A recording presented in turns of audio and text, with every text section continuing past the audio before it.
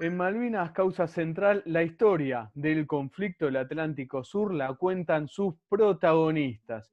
Y hoy tenemos realmente es un verdadero honor invitado, perdón, con quien vamos a conversar, el coronel retirado Marcelo Anadón, durante el conflicto del Atlántico Sur, integrante de la compañía Comandos 601.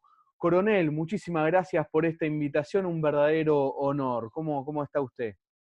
No, muchas gracias a vos, Juan. Creo que todos los que estuvimos en Malvinas tenemos la obligación, en recuerdo de nuestros 649 héroes, para que no sean olvidados, de malvinizar. Y malvinizar es contar un poco la historia, que la gente sepa que tuvimos unos soldados espectaculares y que no lo decimos nosotros, sino que siempre lo dijeron los ingleses. Entonces, estas entrevistas siempre sirven y suman. Así que te agradezco a vos, Juan, y a César, que sé que tiene el programa este. Coronel, si nos vamos a 1982, usted era integrante de la compañía Comandos 601. ¿Cómo lo sorprende el 2 de abril la recuperación de nuestras Islas Malvinas? Bueno, mira, yo egresé del Colegio Militar como subteniente en el año 1978, a fines del 78, poco tiempo antes de Malvinas, y tenía una sola idea clara, que era tratar de hacer el curso comando. Bueno, lo hice en 1980, me tocó un equipo de instructores, como siempre, que era sobresaliente, pero este era un poquito más exigente, estaba el mayor Rico de jefe de curso. Era muy difícil, nos presentamos 290 postulantes, todos entre 20 y 30 años, recontraentrenados, oficiales y suboficiales, y de los 290 pudimos entrar 76, y yo estaba en esos 76, así que ya eso me puso contento, pero faltaba lo más difícil, que era hacer el curso. Y el curso lo terminamos 22, tuvimos 2 muertos, tuvimos varios heridos, un oficial uruguayo murió, el capitán Parilla, pero a partir de ahí a mí me cambió un poco la vida, porque yo ya estaba realmente entrenado, y un año después me sale el pase a lo que era, no existía como destino, pero era equipo especial Halcón 8, que éramos 22 comandos, 8 oficiales y 14 suboficiales, que estábamos recontraentrenados. El más grande tenía 34 años y el más chico era yo, que tenía 24. Bueno, eso hizo que el 2 de abril yo fui destinado al equipo Halcón 8 4 meses antes del 2 de abril. ¿Qué hicimos esos 4 meses? Recontra entrenarnos. Ya veníamos entrenados y hacíamos, todos los días corríamos 10 kilómetros.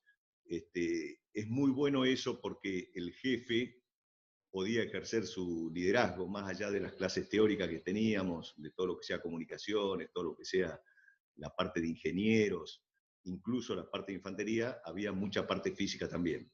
Éramos súper especialistas en distintas armas. Yo la verdad que esos 4 meses me entrené mucho con los PAF y PDF, que es un proyectil doble efecto antitanque y antipersonal, que me sirvió muchísimo en Malvinas. Y así cada uno. Es decir, estábamos preparados. Pero el 2 de abril nos sorprendió a nosotros. Yo estaba haciendo el curso de salto comandado, paracaidismo comandado.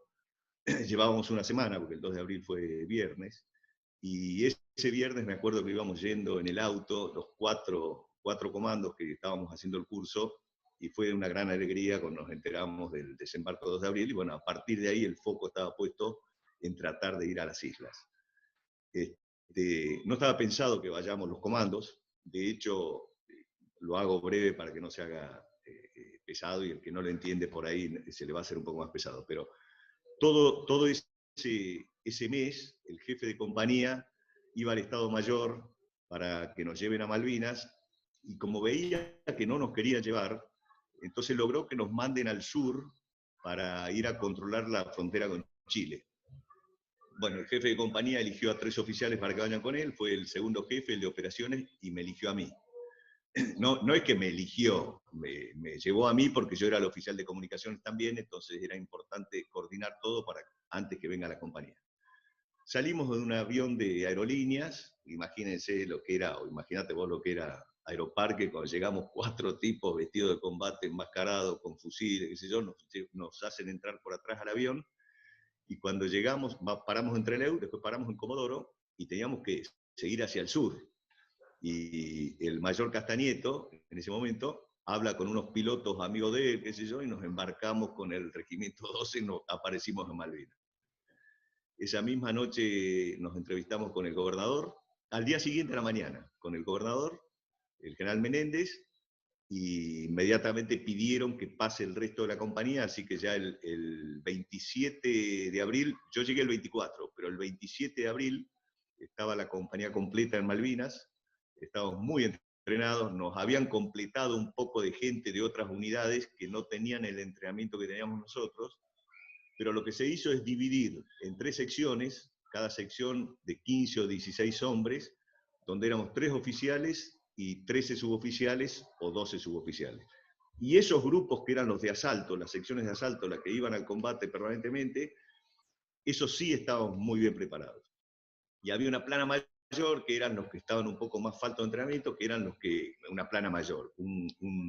La plana mayor estaba recontra entrenado porque era el jefe de la compañía, el segundo jefe, algunos suboficiales que estaban con la plana mayor, y después estaba la parte logística, que eran los que estaban un poquito menos entrenados, pero realmente eran imprescindibles, porque cada vez que uno llegaba, nos tenían absolutamente listo ese día que pasábamos en Puerto Argentino para que podamos comer algo, podamos descansar, etcétera, etcétera. La munición nueva, todo lo que haga falta. Pero así, nosotros aparecimos en Malvinas el 24 de abril y el 27 ya estaba reunida la compañía completa, que como te decía antes, era un equipo especial y pasó a ser compañía estando en Malvinas. Así que ahí se hizo una ceremonia interna nuestra, donde me designan abanderado a mí y se me entrega la bandera, y la verdad una cosa muy, muy emocionante el 28 de abril, y a partir de ahí empezamos a trabajar, si más o menos uno se ubica los tiempos, el 28 de abril recién había sido la segunda reunión del TIAR, donde todos los votos fueron favorables para nosotros, menos Chile y Estados Unidos, pero bueno, a partir de ese momento ya se esperaba que los ingleses vengan. De hecho, la primera misión la tenemos, bueno, ahí desde el 28 ya empezamos a hacer reconocimientos, salíamos en helicópteros, íbamos a... Sí, adelante, No, adelante, Juan. déjeme, perdón, coronel, déjeme remarcar esto antes de que nos metamos a partir de mayo, que es muy importante, ¿no? Como para asentar ciertos datos que usted ha contado, que son importantes. Primero, la fuerza de comando, porque hacer hincapié en esto, ¿no? Usted remarcaba mucho que estaban muy entrenados por esos 4 meses donde ustedes se entrenaban fuertemente. Pero remarcamos que para hacer comando requiere pasar un curso que no es un curso sencillo, es un curso que exige mucho entrenamiento físico, vamos a llamarlo así, requiere mucho carácter para quienes egresan de ese curso comando, que como usted remarcaba, de cuando ustedes se postularon eran 290, 76 son admitidos y 22 solamente egresan, ¿no? Eso para remarcar la exigencia de ustedes. Para ustedes, para Sí, hacer sí, comando, bueno, ¿no? dentro de Después, esos sí, 20, dentro de esos 22 teníamos gente de Fuerza Aérea, había un oficial de Fuerza Aérea que después fue jefe del GOE, el Grupo de Operaciones Especiales de la Fuerza Aérea en Malvinas, teníamos 2 oficiales de la Armada, teníamos 4 suboficiales de Fuerza Aérea y 2 suboficiales de la Armada. Es decir, este es un curso conjunto, y también teníamos extranjeros, muchos de los extranjeros no pudieron terminar por accidentes, de hecho uno murió, el capitán uruguayo, porque bueno, es un curso exigente, pero es voluntario. claro. Si cada uno de nosotros va porque quiere ir. De hecho, Y el que se firmamos quiere un ir se papel. va, el que quiere ir se El pide que la quiere baja, claro. irse se va. De hecho, por eso un montón también se fueron, porque es difícil en agosto a las 5 de la mañana que con 2 grados bajo cero de temperatura te metan en una pileta con cubos de hielo. Pero bueno, eso forma el carácter. Claro. Y yo te diría que más importante que la preparación física es la preparación psíquica. Vos tenés que tener una preparación intelectual, física y psíquica. Y la más importante es la psíquica. Porque uno puede estar muy bien entrenado físicamente, pero te quebrás. Al Claro. segundo día que te llevaban a la pileta esa, En cambio, si vos sabés que no te vas a morir porque hay un médico, porque estaba todo controlado. Yo después fui muchos años instructor y me di cuenta que un montón de cosas que yo pensaba que era una irresponsabilidad y que si no las hacía me iban a matar, porque me iban a pasar si se equivocaba el cursante con la munición, me podía llegar a pegar y no había forma, porque todo estaba controlado para que la zanja sea más baja que el tiro de la MAC, pero eso uno no lo sabe con los cursantes. Claro. Entonces, uno tiene que tener una preparación psíquica. Y dentro de ese grupo, digamos, como usted remarcaba, una fuerza muy entrenada, muy especial. Ahí remarcaba usted, bueno, hizo mención de la cantidad esto también es importante, la compañía comando o el grupo comando están además conformados por personal de cuadro de las Fuerzas Solo cuadro, Armadas, claro, solo oficiales y cuadro. suboficiales, para el que no entiende cuando referimos a cuadros, es decir, no hay soldados, no hay Sí, conscriptos, no hay. son gente de cuadro, gente de la fuerza. Y usted remarquemos esto, porque mencionó que eran 3 secciones de combate. En total, ¿cuánto personal era? 60 hombres. 60 hombres. Éramos 60 en la compañía y éramos 3 secciones, seríamos 47, 2 de 16 y una de 15. Es decir, todo se aprovechaba al máximo, porque la plana mayor, que era el jefe, el oficial de operaciones, inteligencia, el segundo jefe, etcétera, todos ellos, cuando nosotros salíamos, el comando normalmente da el ejemplo. Siempre el jefe tiene que dar el ejemplo y el jefe de sección tiene que dar el ejemplo y el que está a cargo tiene que dar el ejemplo. Entonces, el jefe de compañía había ordenado que cada vez que una sección iba a combatir, un miembro de la plana mayor acompañaba a esa sección. Y nosotros lo tuvimos al capitán Negretti, que era el logístico en una de las operaciones, al capitán Figueroa en la operación de Murrell Bridge cuando los ingleses corrieron, todo era así, todo iban acompañando, y eso es ejemplo, eso es ejemplo. En la punta de infantería, que estaba, yo era punta de infantería de mi sección, yo tenía 2 suboficiales que son mis hermanos, el Chueco Guillén y el Niato Vergara, pero absolutamente nunca los dejé ir adelante, siempre iba adelante yo era el que chocaba con la piedra, porque el oficial tiene que dar el ejemplo, y ese es el principio, el concepto que se utiliza en los comandos. El jefe de compañía, que tenía 10 años más que nosotros cuando estábamos en ese equipo Halcón 8 que yo te contaba, para él era muy difícil salir a correr 10 kilómetros con tipos de 10 años más chicos que él y que vivíamos haciendo esta actividad. Nunca faltó, siempre estaba. Entonces, todo eso hace que lo que parece una boludez, perdón el término, en Sí, sí. tiempo de paz, forma para la guerra. Y uno, en realidad, como ese libro tan lindo, el título tan lindo del Teniente Manuel Cruz de hace como 30 años, 70 años para 7 días, uno se prepara, que es lo que significa el libro, 70 años para una guerra de 7 días que probablemente nunca venga. Pero lo importante es estar preparado. Entonces, un jefe tiene que ser líder, tiene que dar el ejemplo. Y en la vida militar no hay segunda chance. En la vida militar no hay segunda chance. Uno en la vida civil uno puede invitar a sus amigos a tomar una cerveza, paga la cerveza, entonces qué buen tipo, me invita a una cerveza. No, en la guerra es la vida lo que está en juego. Claro. Entonces a uno no lo van a seguir si no es líder. Y nosotros tuvimos en las 2 compañías de comando, realmente los jefes tanto jefe de compañía, plana mayor, como los jefes de sección, eran líderes. Estamos conversando con el coronel retirado Marcelo Anadón. Coronel, bien, ahí la introducción para que quede claro que de esta fuerza especial de los comandos, 1 de mayo empiezan los bombardeos británicos ahí en Puerto Argentino. ¿Cómo lo vivió usted y la compañía? Bueno, ¿cómo lo vivimos? El 30 de abril, mi sección, yo te voy a ir relatando de mi sección porque alguna vez salió la compañía reunida, pero es muy difícil porque uno trabaja en la retaguardia del dispositivo enemigo. A uno lo preparan, por eso es importante que a uno lo metan en una pileta de agua fría en agosto, porque uno no va a trabajar en un terreno simpático, sino uno va a trabajar en la guerra, uno se prepara para trabajar en la retaguardia del dispositivo enemigo, donde nada es simpático. Entonces uno tiene que estar preparado para lo duro, porque entrenamiento duro, combate, no va a ser fácil, pero es un poco más fácil si uno tuvo un gran entrenamiento.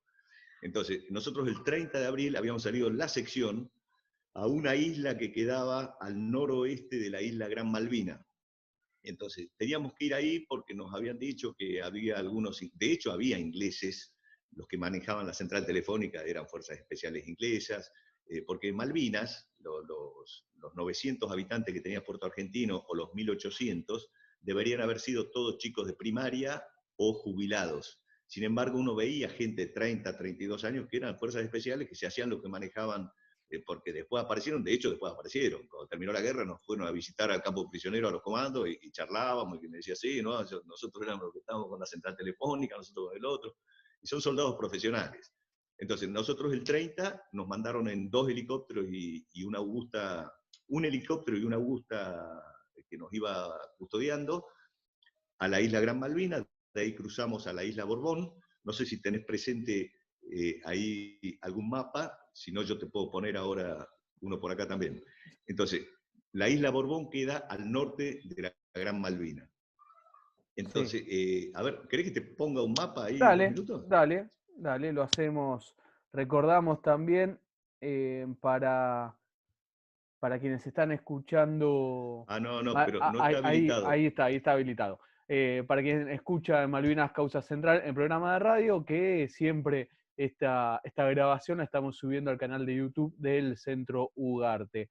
Ahí lo tiene habilitado, es correcto, ahí nos va a mostrar el coronel Anadón, con quien estamos conversando, integrante de la compañía de Comando 601 durante el conflicto de Malvinas. Ahora que lo vamos a tratar de ir.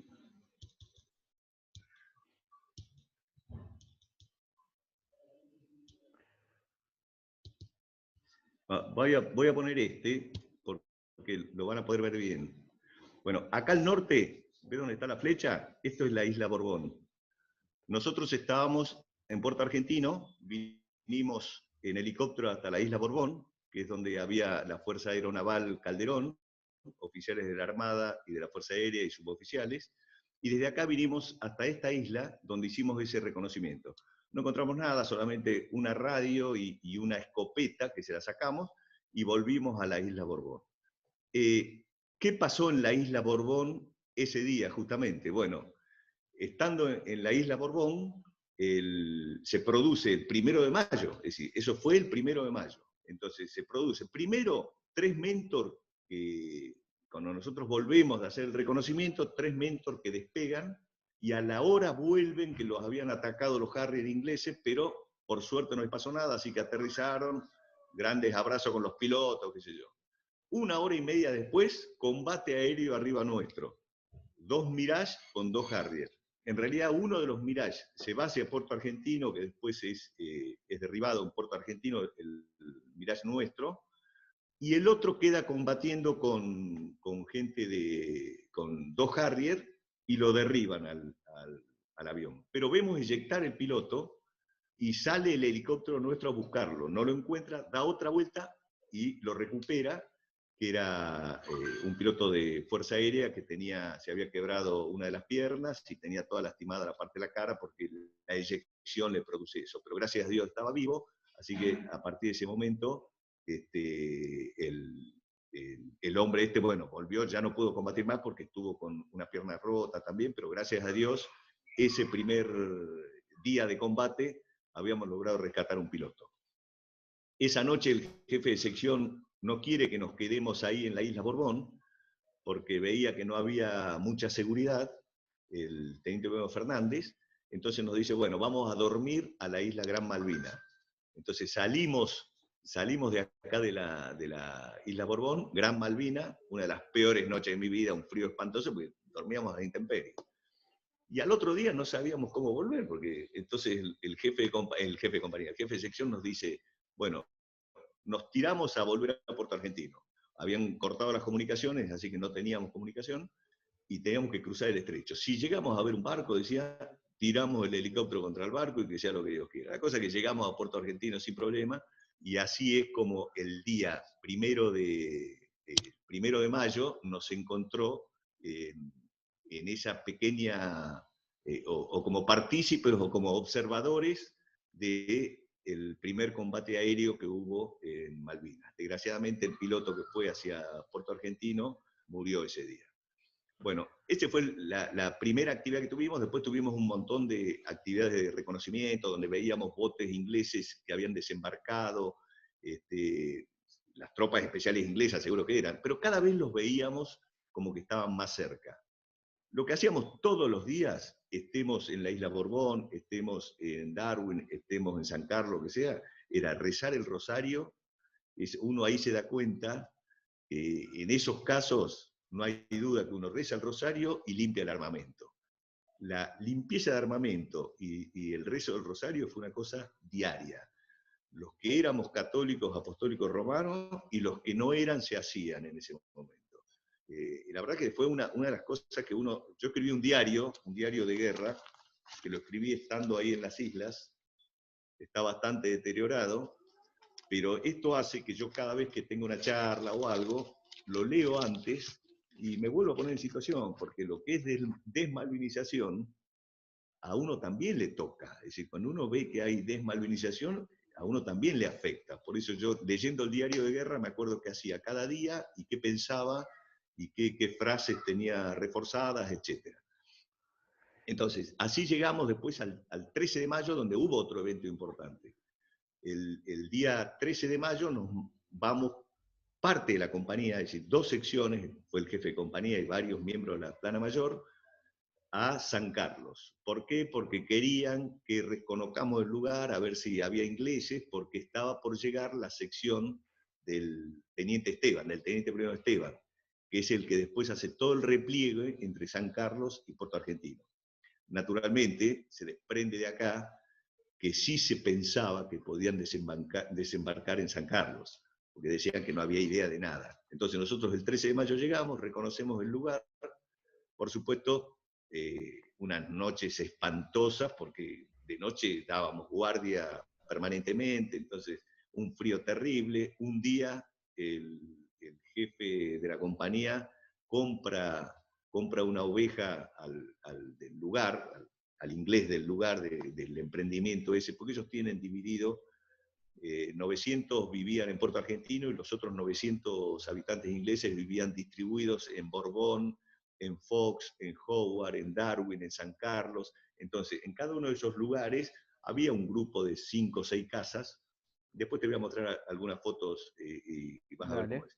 Pero entonces, 5 o 6 casas. Entonces había gente, tenían ovejas, entonces le compramos las ovejas y bueno, y dice, bueno, asado al mediodía.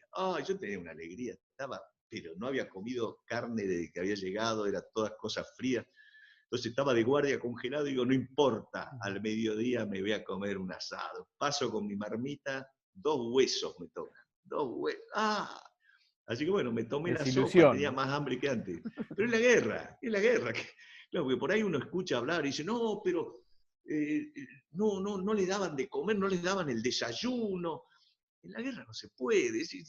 En la guerra se come cuando se puede. Entonces, ¿cuándo se comía en las unidades? Que estaban mucho peor que nosotros, porque nosotros entre todos agarramos una ración y nos íbamos 5 días a operar y ahí uno comía lo que podía, pero no teníamos la limitación del oficial, suboficial y soldado que estaba en un cerro a, no sé, a 2 kilómetros del puesto comando y que la comida de día no le podían llevar porque el camión que llevaba la comida, el motor emitía una onda que después le tiraban los misiles ingleses, entonces se esperaba que se haga de noche, se hacía de noche muy temprano. Entonces cuando salía el camión de noche, ahí no lo veían tanto, hacían bajar de las posiciones, era mucho más complicado para ellos comer. Pero bueno, uno cuenta las anécdotas. Ese 14 de mayo yo pensé que iba a comer espectacular y fue una cosa espantosa. Pero no importa. Y 14, esto, sí. Perdón, coronel, recuerdo, estamos conversando con el coronel retirado Marcelo Anadón, integrante de la compañía de Comando 601 durante el conflicto del Atlántico Sur. Y esto es también para remarcar, donde estaban ustedes ahí eran el Estrecho San Carlos, que fueron para hacer un reconocimiento días previos justamente a lo que fue después el desembarco británico, digamos, para situarlo bien a quien está escuchando del otro lado. En el Estrecho de San Carlos, justamente donde días después desembarcarían los británicos. ¿Y puede ser que ahí, coronel, usted pasó su cumpleaños? Exacto. Bueno, no ahí, una parte ahí, pero en la isla Borbón. Ah, Justamente era 14 de mayo, entonces el 14 de mayo estuvimos ahí, terminamos de reconocer, nos teníamos que volver a Puerto Argentino, y claro, los helicópteros es un bien escaso, entonces no había helicóptero para buscarnos.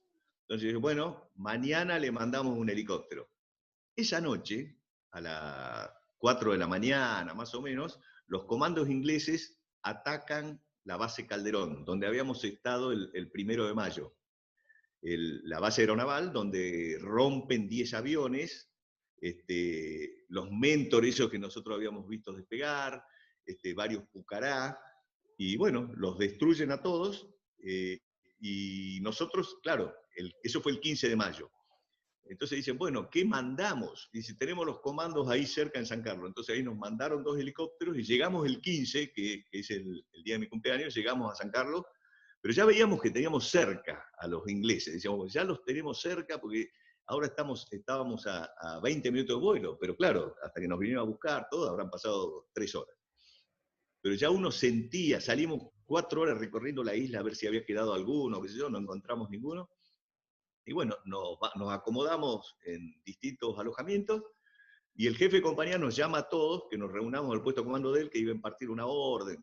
Bueno, entonces yo salgo donde estaba, eran, no sé, a las 7 de la tarde. Creo que fue a las 8. No, no, debe haber sido a las 7 porque era de día, debe haber sido a las 5 por ahí.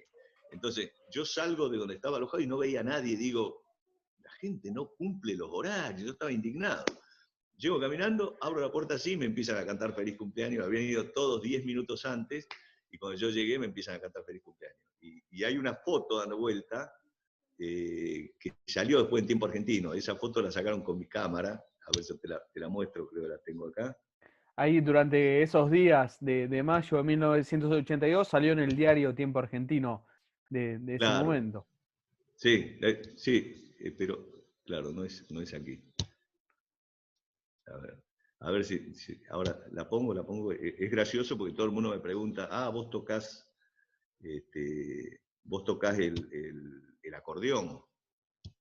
Y le digo, no, yo no toco el acordeón, pero en ese momento agarró cada uno un instrumento. Todo esto es Malvinas, que es lindísimo. Claro, ahí les cuento Eso. para quienes nos están escuchando en la radio que está pasando un PowerPoint, el coronel Anadón, donde hay varias imágenes, muchas de Malvinas, ahí se ve también a la compañía Sí, son todas de formada. Malvinas. Los de Recuerdo que abril. esto después lo pueden buscar en el canal de YouTube del Centro Ugarte para poder ver también lo que nos está compartiendo el coronel. Eh, Claro, esta. Uy, ¿qué pasó? Vamos a pasar. Bueno, todo esto son las islas, que son preciosas. Eso debe la- haber sido San Carlos, eso es Puerto Argentino. Esto es cuando me dan la bandera, el 28. Esto es lo del 2 de abril.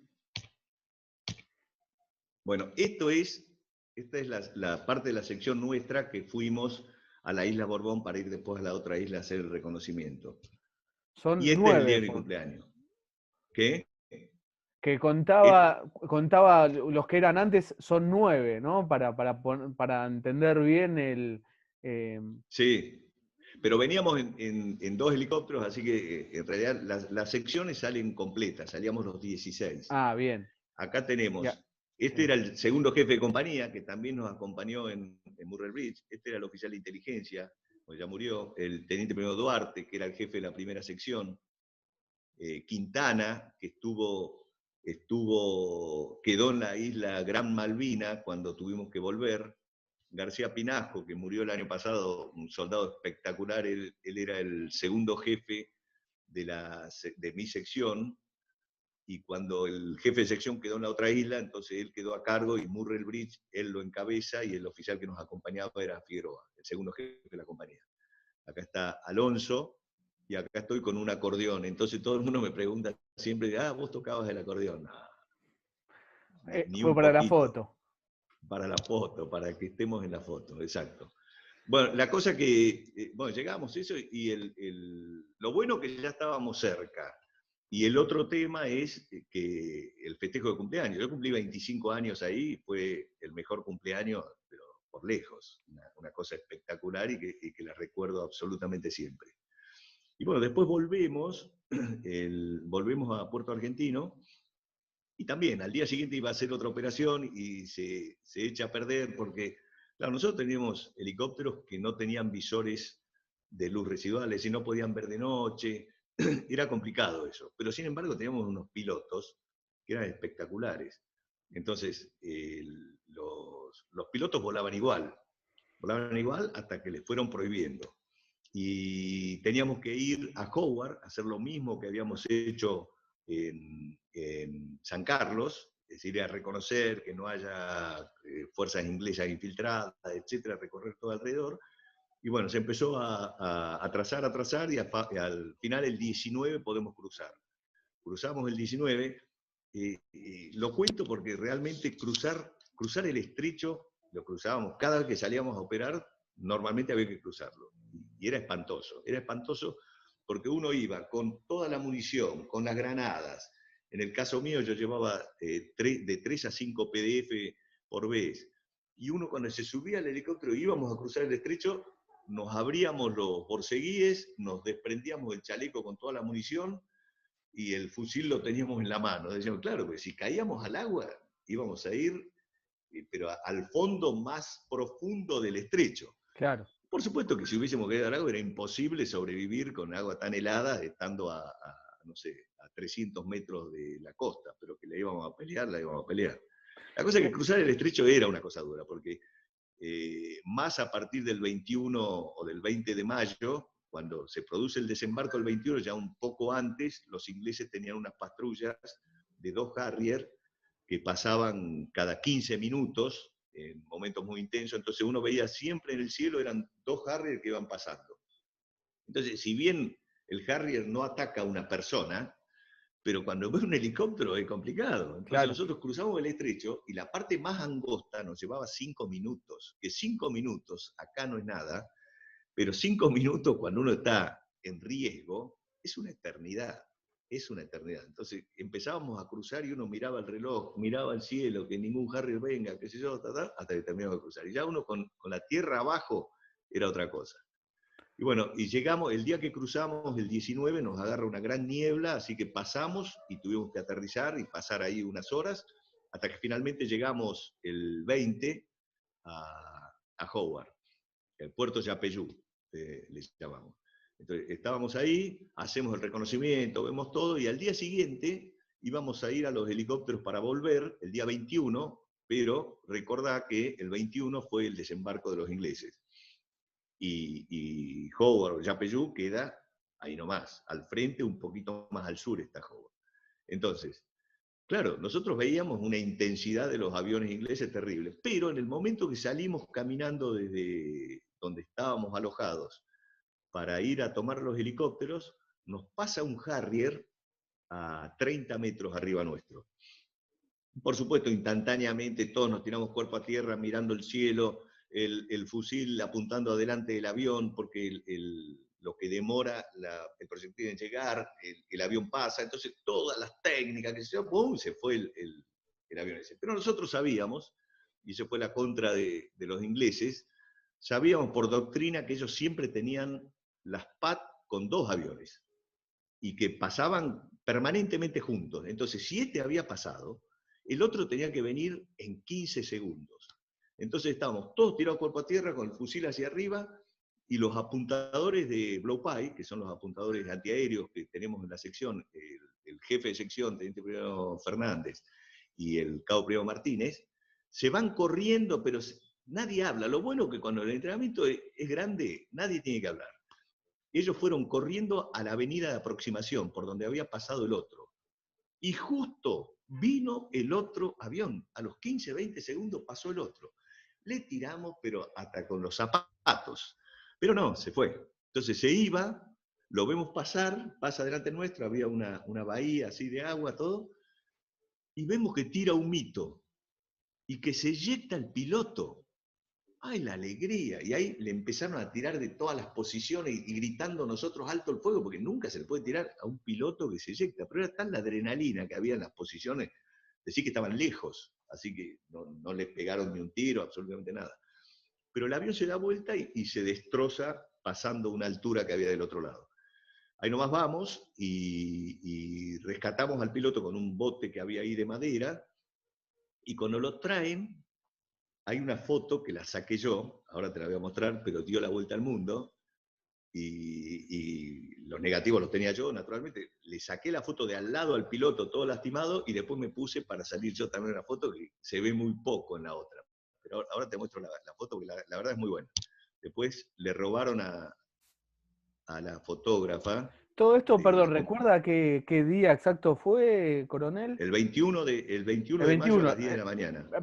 perfecto. El día del desembarco británico, directamente fue Exactamente. todo esto, es todo ese mismo día, ustedes viendo Claro, cómo ellos desembarcaban.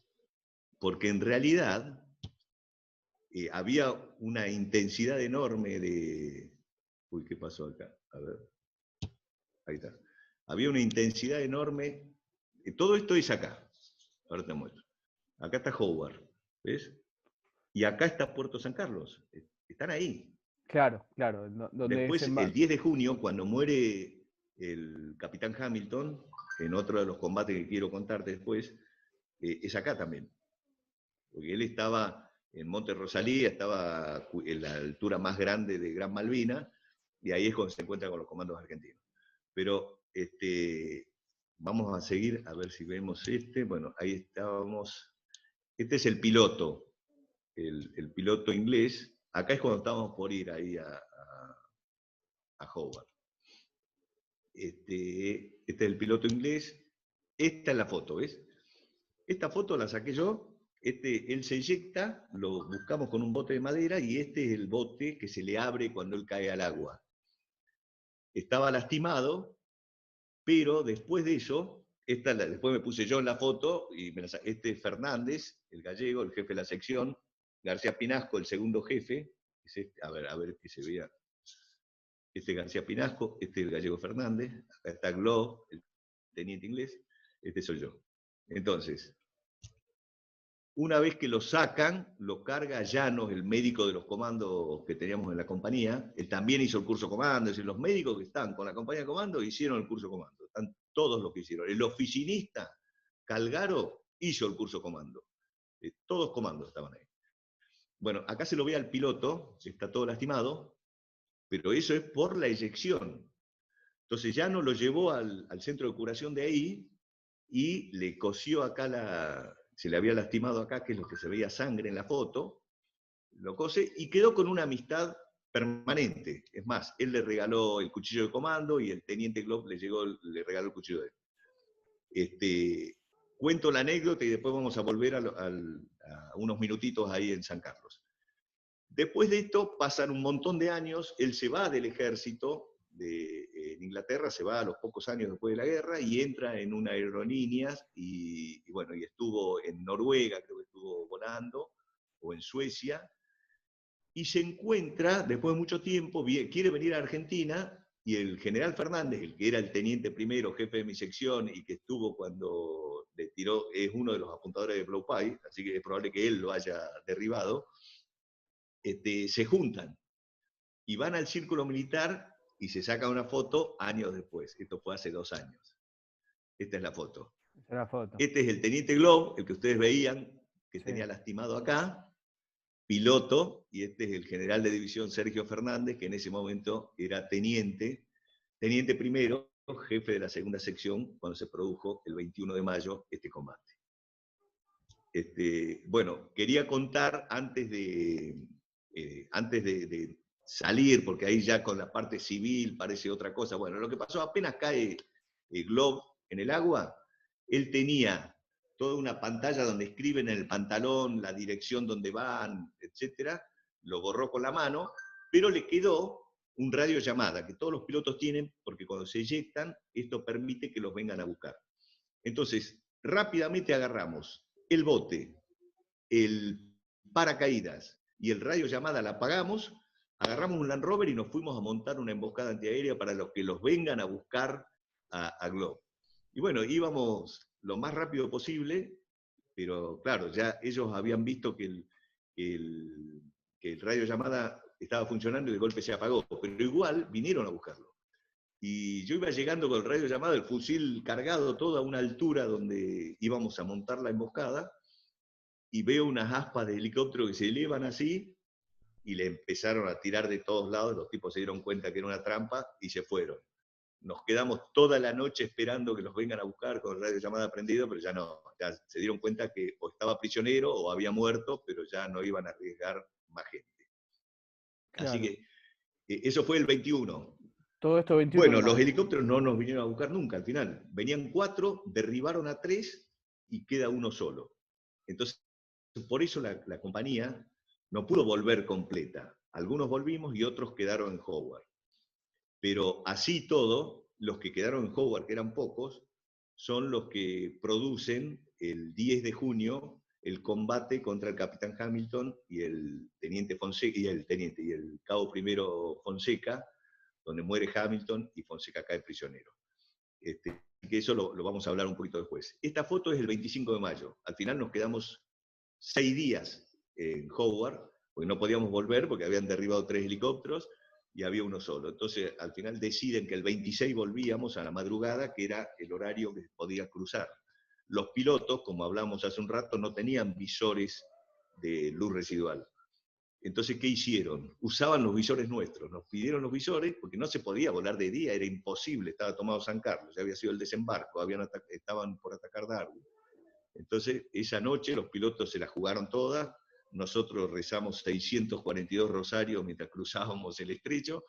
Y la verdad que llegamos sin ningún tipo de problema a Puerto Argentino el 26, y el 27 salimos a operar de nuevo, pero ya hacia San Carlos, porque los comandos de las 3 fuerzas, la Armada, la agrupación de comandos anfibios, el grupo de operaciones especiales de la Fuerza Aérea y los comandos de ejército, tenían que tomar contacto con los ingleses y replegarse brindando información a los nuestros. Entonces nosotros íbamos a reemplazar a la sección que estaba en ese momento en contacto.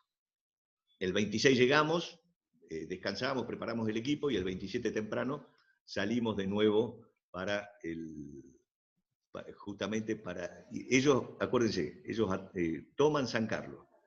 San Carlos empiezan primero, toman acá Darwin, y después lanzan todo el ataque para acá, para Puerto Argentino. Nosotros lo que hacíamos, las 3 fuerzas de comando, era tratar de mantener el contacto por las vistas y replegarnos informando qué es lo que venía avanzando.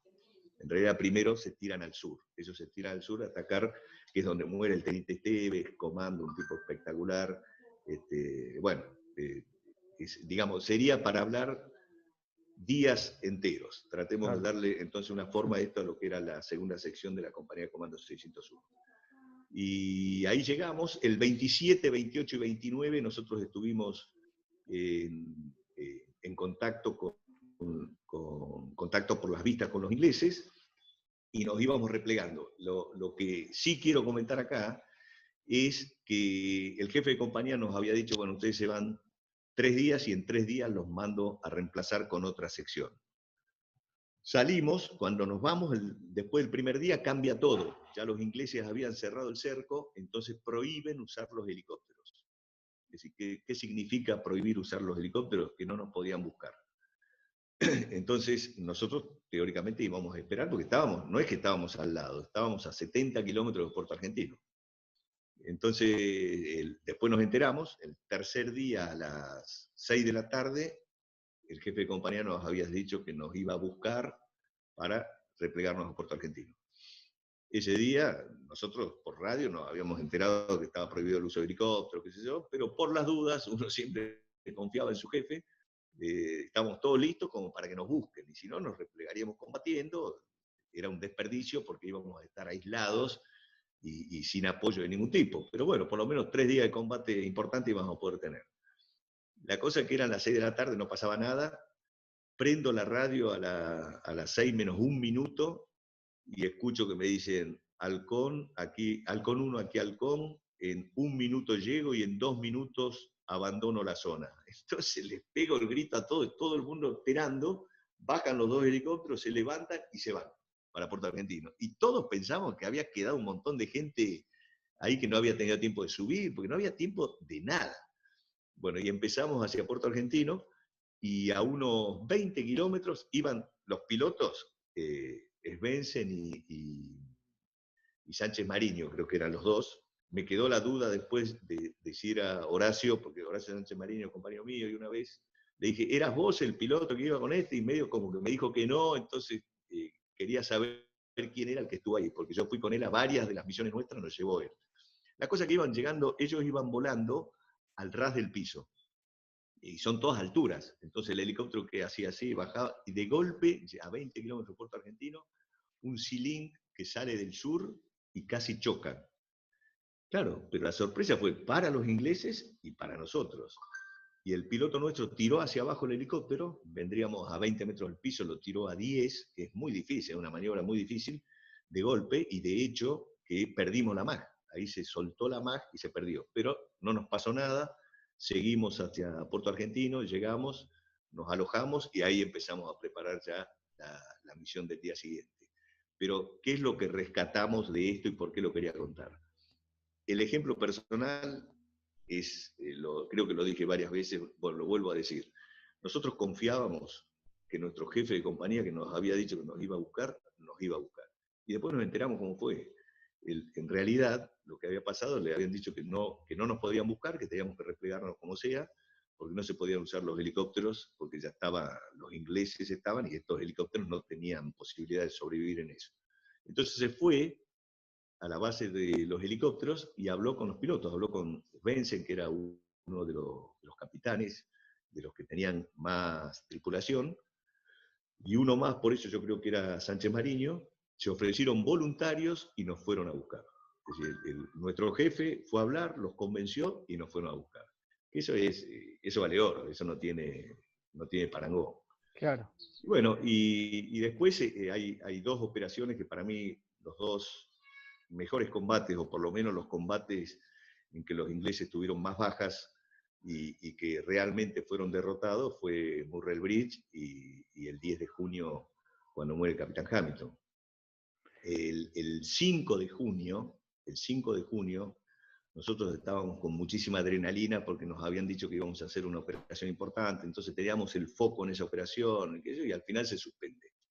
Pero el 6 de junio había una misa y una reunión de todos los comandos que quedábamos en la isla de Soledad, donde estaba en la base nuestra, todos los que quedábamos. Había que dejar de lado ya las secciones que habíamos perdido, los muertos, los que habían quedado en la otra isla, etcétera, pero los que quedaban de las 601 y 602, más la gente de prefectura que nos apoyaba muchísimo con los barcos de ellos, la gente de gendarmería. De hecho, a partir de ese día íbamos a empezar a operar, íbamos a incorporar a algunos de los hombres de gendarmería a nuestras patrullas. Después de eso venía, bueno, gente, comandos, que por ejemplo Jaimet, que es el que nos brindaba la información de la operación esa en Murrell, era operaciones de un regimiento de infantería, pero él era comando también. De hecho, después fue jefe de la compañía.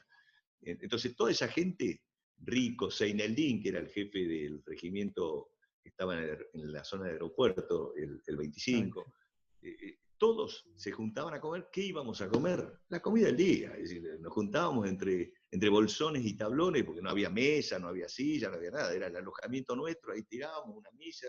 Bueno, pero nosotros ahí ya teníamos el foco en la reunión con los comandos. Pero cuando llegamos a esa comida, charla, etcétera, para juntarnos todos, el jefe de compañía lo llama a García Pinasco, que era mi jefe de sección, para impartirle una orden. Entonces, ahí todos supimos que era esa misión importante que estábamos esperando, y la verdad que el foco le volvimos a poner a la operación que haríamos probablemente esa noche. Entonces, al poco rato yo me fui, y todos los suboficiales también se fueron de la comida, nos juntamos en el alojamiento que estábamos, y sin que diga nadie nada, empezamos a preparar el equipo. Es decir, preparar el equipo es, bueno, limpiar el armamento de nuevo, preparar toda la munición que uno puede cargar, algo de comida para de noche tener algo de comida, y uno prevé que va a estar de 3 a 5 días afuera.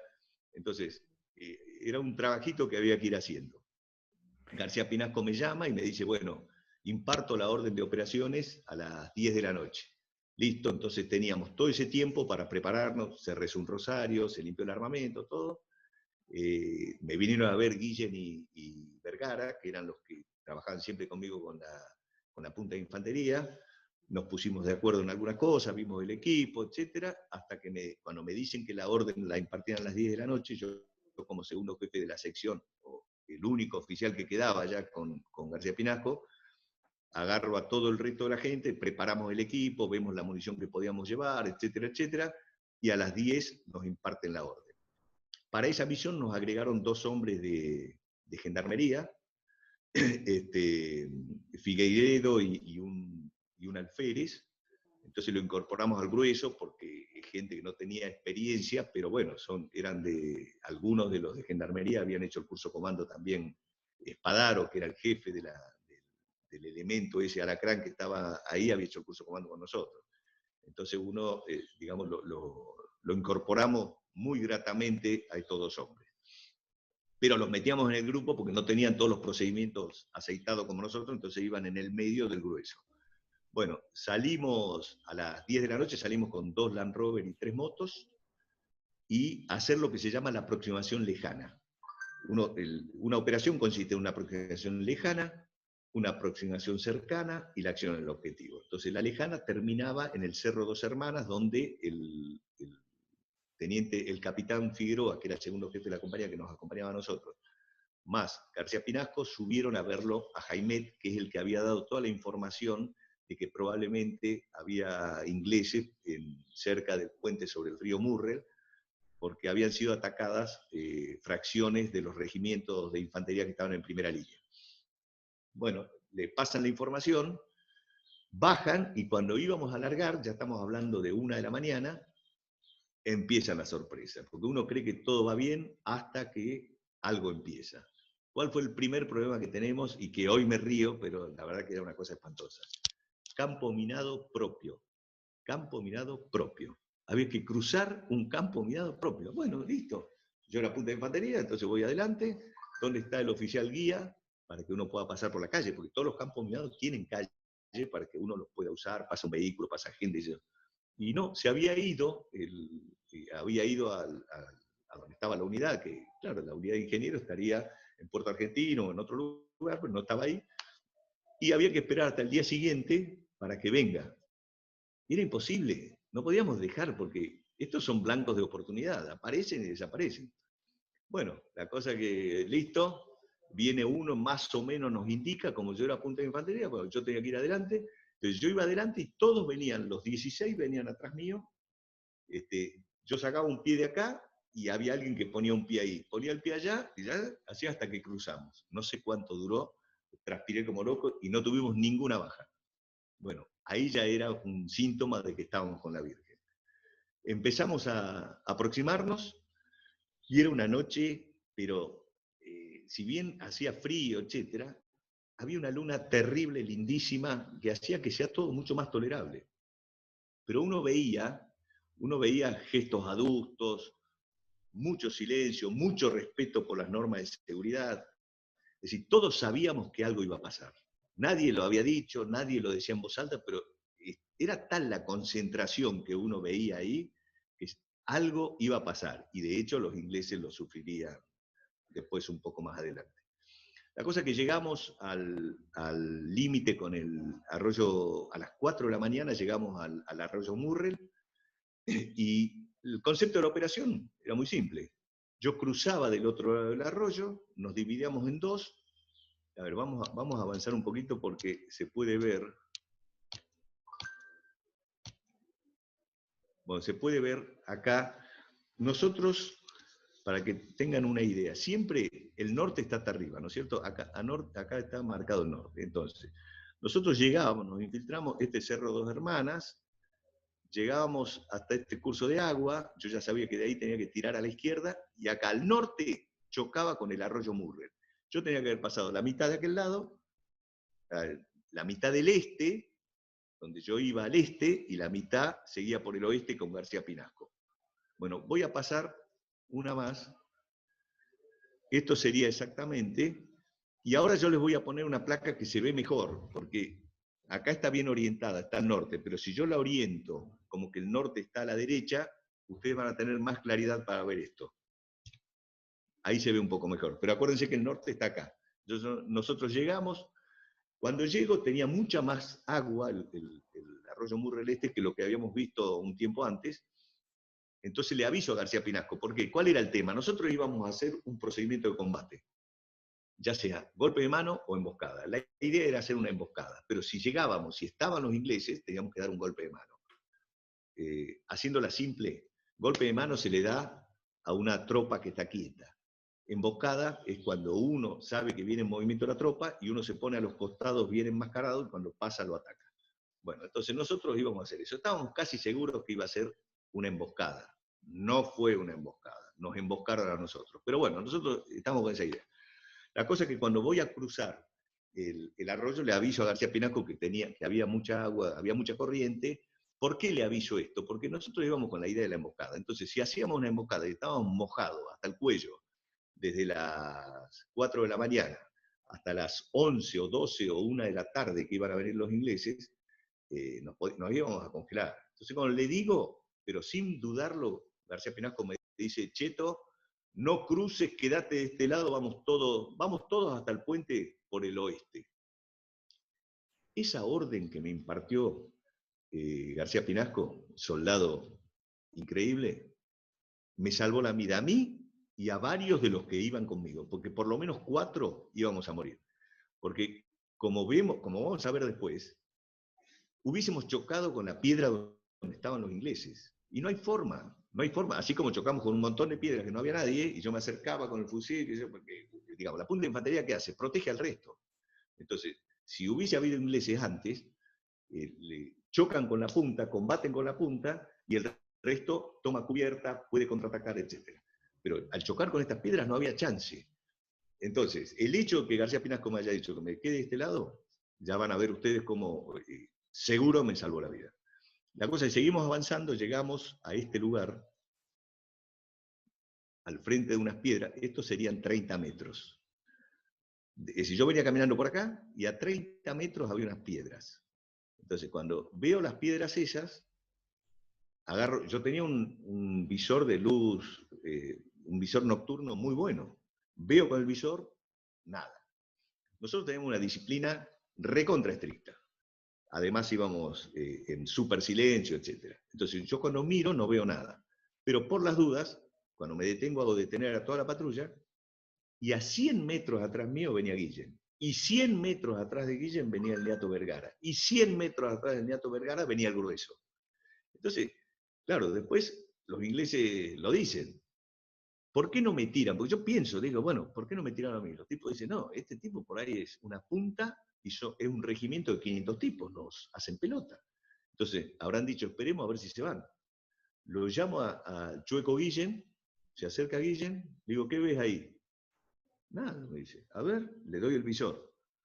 Dice, no, nada, eso es el rocío sobre las piedras. Eran de 10 a 15 ingleses que nos estaban apuntando. Ese es el rocío. Bueno, listo. Entonces, Claro, usted veía caminamos un poco más. reflejo.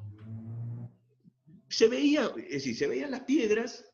Es cierto que siempre hay humedad ahí, pero los tipos tenían el poncho puesto arriba. Entonces, el poncho con algo de agua, qué sé yo, no permitía que uno vea adentro, porque con el visor uno hubiese visto, si ahí no había nada, uno ve hasta adentro de él. Donde hay algo de luz, el visor lo que hace es recupera la luz residual y ve, en un tono verdoso, pero ve.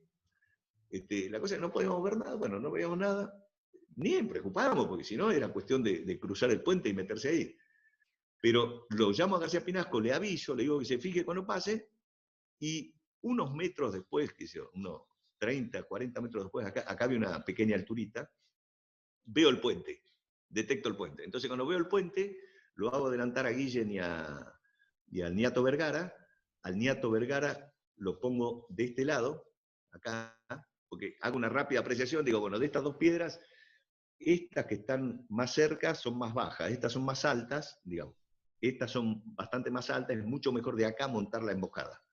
Entonces el Grueso iba a estar acá con los fusiles, le digo a Guillén, andate ahí arriba, yo ahora cuando venga la gente, si García Pinasco está de acuerdo, van para ahí, y acá ponemos 2 hombres de este lado, para que estén, acá había un pequeño talud, este es un talud de 30 centímetros de tierra. Entonces la idea nuestra era, los ingleses van a venir de acá, caminando por una senda que había, qué sé yo, Y cuando se acercan, nos paramos los que estamos acá, y con los que están desde estas piedras les tiran y los matamos a todos. Listo, perfecto. Ese era un pequeño concepto que teníamos. Bueno, Perdón, llega... perdón, Marcelo. Sí, decime.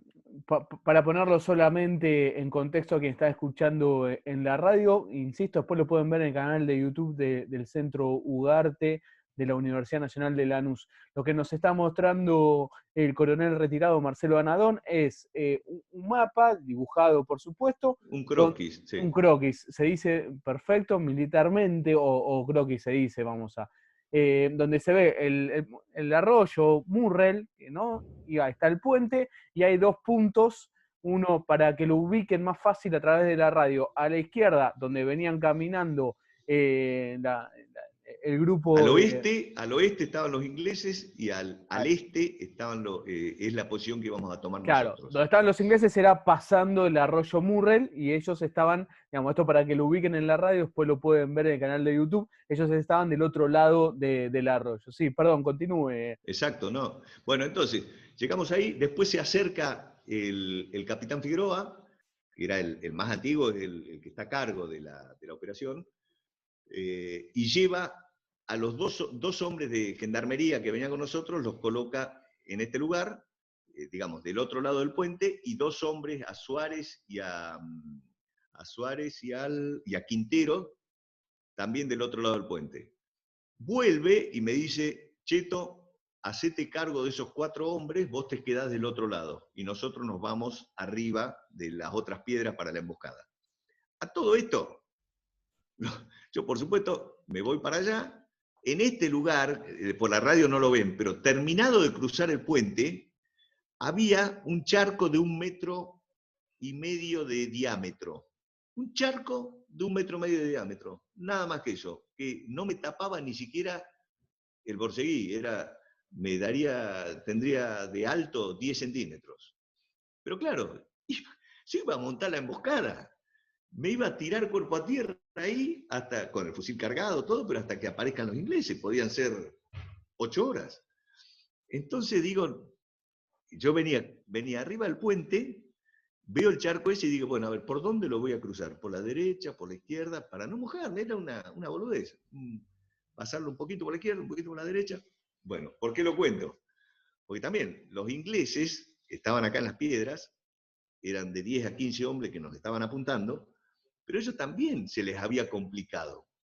Porque los tipos, claro, ahí había un grupo de 10 a 15 ingleses, asustados, porque en ese momento ya se habían dado cuenta que nosotros éramos 15, 16. En realidad éramos 17, porque había quedado uno con la repetidora de la radio para poder comunicarnos con Puerto Argentino. Entonces, claro, los tipos se habrán querido matar, habrán dicho, pero cuando los teníamos al frente a los 4 estos, era 1/4 de la fracción. Ya íbamos a ser más nosotros. Y claro, y en ese momento habrá sido tal la bronca que habrán tenido que ahí en ese momento dijeron, si los dejamos que sigan metiendo gente, cuando se haga de día nos hacen pelota, porque ya eran las 6:25 de la mañana. Y a las 7 y pico ya había claridad. El crepúsculo náutico matutino empezaba a 7:30, más o menos, 8 menos cuarto. Entonces los tipos ahí nos abren fuego. Justo que yo estaba paradito, con el planteo de decir, ¿qué hago? ¿Paso por la derecha, por la izquierda para no mojarme los borceguí? Nos tiraron con todas, con los que se les ocurra.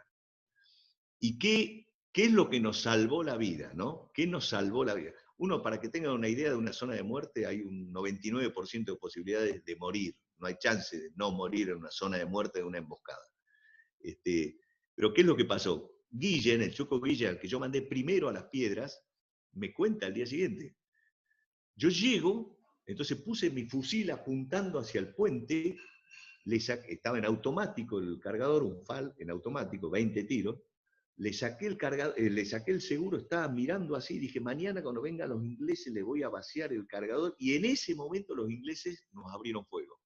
Cuando nos abren fuego a los que estábamos sobre el puente, que debemos haber sido 5, Guillen le vacía un cargador, 20 tiros en automático sobre las piedras.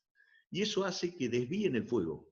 Y en lugar de concentrarse en tirarnos a los que estaban en la zona de muerte, les empiezan a tirar a los que estaban en la piedra, la mayoría ya en posiciones. Había algunos que no habían llegado a las piedras, pero la mayoría estaban en posiciones. Y ahí empieza entonces un infierno. De hecho, yo me tiro cuerpo a tierra sobre el charco ese, justamente que yo no quería mojarme los pies. Me tiré sobre el charco, me arrastré hasta el talud ese de madera y dije, murieron todos mis hombres, porque yo no los veía. Claro, pero los tiros eran infernales, así que no había muerto nadie. ¿Qué había pasado? Se me había cambiado el canal de la radio. Entonces, bueno, Claro. pongo en la radio, le Usted hablo con llamaba y García nadie le Pinasco. respondía. Claro, yo llamaba y no me contestaban de Claro. ningún lado. Y era, claro, era que yo había cambiado el canal. García Pinasco me dice que ellos estaban bien, que un solo herido tenían. Y yo digo, a los míos no los veo, pero escucho tiros. Y ahí empezaron a aparecer, a donde yo estaba, los 2 gendarmes y los 2 de ejército. Entonces ya estábamos ahí puestos, empezamos a tirar PDF y bueno, con bastante precisión, entonces me empiezan a pasar los que tenían los otros, porque toda la patrulla llevaba 1, 2, 3 o 5 PDF. Para que los tiren ¿Qué los son los apuntadores. PDF? Son los proyectiles doble efecto antitanque y antipersonal que se tiran desde el mismo fusil con una munición especial que no tiene plomo. Entonces lo que hacía era, le metía esa munición arriba, le ponía el PDF, uno le sacaba, por supuesto, hay que sacarle la chavetita del seguro que tienen, y uno lo tira. Pero esto se tira en forma parabólica, es decir, uno lo tira en ángulo. Entonces, el primero lo habremos tirado corto y al momento que uno le mete uno en las piedras, empezar. De hecho, los ingleses, hace 2 años leí un artículo que hablan del combate de Murrell y los tipos decían que nosotros estábamos muy bien equipados con morteros. Jamás tuvimos morteros, pero claro, el Claro. mortero también hace un tiro curvo que les viene de arriba y no tienen forma de cubrirse. Así que, bueno, estuvimos ahí, eso duró unos 25 minutos y la verdad que uno siempre tiene la duda cómo va a reaccionar ante una cosa así y bueno, la verdad que será lo que el entrenamiento, la preparación, estar en gracia de Dios, no sé qué, pero los 17 que estábamos ahí, era cómico. Bueno, nosotros estábamos muy cerca de los ingleses, entonces uno los recontraputeaba y ellos nos recontraputeaban a nosotros. Y entonces eran unas puteadas infernales, hijo de puta, Samovic, y era hasta para reírse. Uno decía, bueno, estoy vivo, estamos tirando, entonces esperemos que se haga de día y los vamos a hacer mierda, porque nosotros conocemos más. Y nada, si los tipos hubiesen recibido un refuerzo no teníamos chance. Pero lo concreto es que después que les pegamos una serie de tiros en la posición, los tipos se la vieron complicada. Además, si amanecía, iban a estar más complicados todavía. Entonces, a los 30 minutos, eso de las 7 de la mañana, hay un incremento de tiros que nos hacen con todo y de golpe cortan y dejan de tirar. Entonces, bueno, ahí les pido autorización al capitán Figueroa y al teniente primero García Pinasco para contraatacarlo, porque yo apreciaba que estos tipos iban a querer rajar. Me dice, no, Cheto, no, estás loco, no. La cosa es que a los 2 minutos aparecieron los 2 que me habían dicho que no, y estaban ahí al lado mío, me dicen, agarra tu gente y vamos a contraatacar. Entonces nos formamos todos en cadena es uno al lado del otro, a una distancia de 3, 4 metros, y atacamos a la altura. Pues eso era una altura con respecto a donde estábamos nosotros. Y llegamos a la altura, no había quedado nadie de ellos, estaba todo lleno de sangre, habían dejado los equipos, se habían llevado la gente y el armamento. Empezamos a buscar, habían 2 radios encendidas, pasamos la frecuencia Puerto Argentino. Después de unos 5 minutos, que nos pareció una eternidad, vemos que hay una bengala blanca, un ruido de helicóptero, el helicóptero que baja y que se va. Y después nos dicen que el capitán Llanos, que el que había escuchado, que estaban pidiendo helicópteros porque tenían muertos y heridos que no podían replegar. Bueno, a partir de ahí tomamos todo lo que podemos del equipo y volvemos para el otro lado del arroyo, para estar más cerca de la posición nuestra. Nos quedamos ahí hasta que se hace de día. Cuando empieza a hacerse de día, vemos unas huellas que pensábamos que era gente que había quedado. Volvemos, un grupo, Tumini, García Pinasco y yo, volvemos de nuevo a ver si los podíamos, a ver si eran gente y los podíamos tomar prisioneros. Pero no, eran solamente unas huellas de vehículos, agarramos algo más de equipo y nos volvemos. Y como anécdota graciosa de esta, es que estaban las mochilas de los ingleses, entonces mientras esperábamos que nos busquen empezamos a revisar. y en una de las mochilas había una maquinita de fotos, que tenía 12 fotos sacadas. De hecho, eso después se mandó al continente y se revelaron las fotos. A ver si las tenemos por acá. Bueno, esta es una de las fotos, que esto debe haber sido del 3 de paracaidistas, que son los que nos emboscaron a nosotros y después corrieron. Estos deben haber sido también los oficiales, que en este momento esta foto la sacaron, porque esto es San Carlos, cuando hicieron el desembarco. Esta foto había sido de 15 días antes. Esto exactamente igual que nosotros, con un diario que decían vamos ganando la guerra, los ingleses, igual que el soldado argentino. Bueno, acá yo estoy en el medio con el banderín inglés y la boina, que en la emboscada de Murrell Bridge me quedé con esas cosas. Así que bueno, ahí fue, me puse la boina y la banderita al lado para la foto, absolutamente nada más que para eso. Y esto lo quiero contar porque realmente en el año 1915, un hermano de la guerra mío, Juancho Elmíger, se fue con sus 3 hijos varones a Malvinas.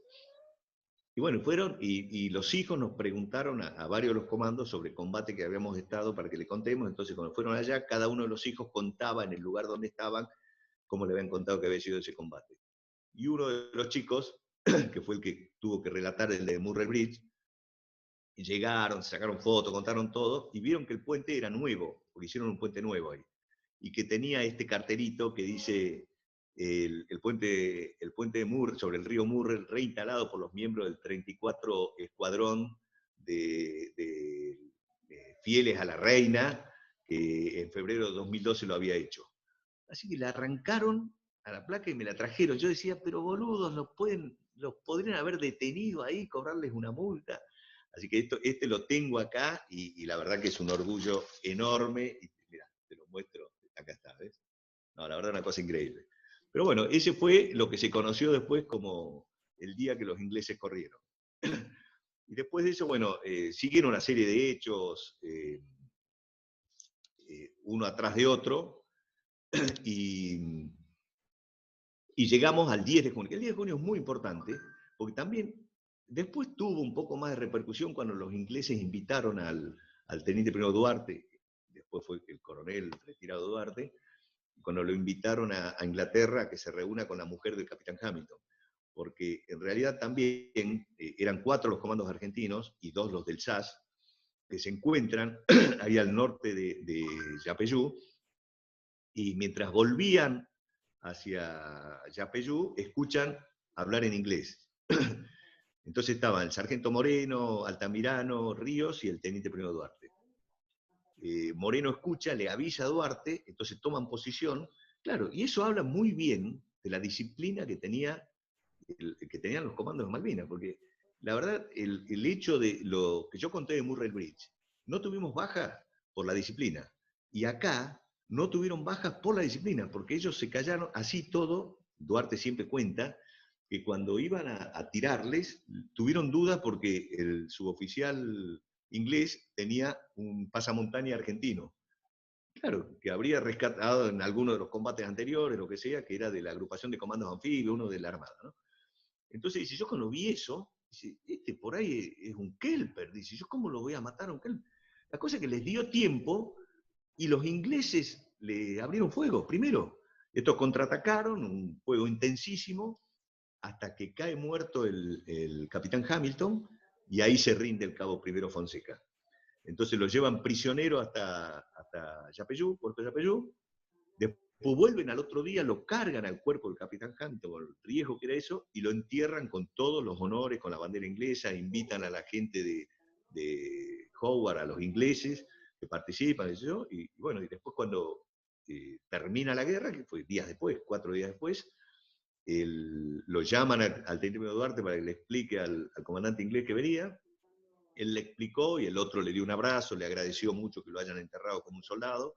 Y bueno, muchos años después lo invitaron a Inglaterra, pero realmente uno dice, bueno, y la verdad que salieron muy bien los 2 combates. ¿Y qué tiene que ver? Y yo creo que tiene que ver el ejemplo, tiene que ver la concentración, la experiencia que tuvimos, el tiempo que estuvimos en las islas con anterioridad, el entrenamiento que hicimos antes, porque nada es gratuito, nada es gratuito.